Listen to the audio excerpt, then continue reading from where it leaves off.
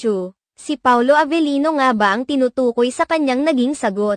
Inilahad ng Kapamilya TV host, actress na si Kim Chu ang kanyang mga nagugustuhan niya sa mga lalaki ngayon. Mas gusto umano ngayon ng aktres ang lalaking, iyong tahimik lang. Tila nadulas na naman ang aktres na si Kim Chu sa naging katanungan sa kanya ni Vice Ganda sa kamakailang episode ng It's Showtime sa segment Especially for You sa It's Showtime. Kamakailan ay naitanong ni Vice Ganda kay Kim Chu sa isang segment nila sa It's Showtime kung ano ang gusto nito na katangian ng isang lalaki. Pinapili ni Vice Ganda si Kim Chu kung ano ang gusto niya sa isang lalaki ngayon, iyong maligalig o iyong tahimik lang. Medyo napaisip pa si Kim Chu sa katanungan na ito ni Vice Ganda. Hanggang sa sinabi na nitong total ay maingay naman siya, ang pipiliin niya ngayon ay iyong tahimik lang.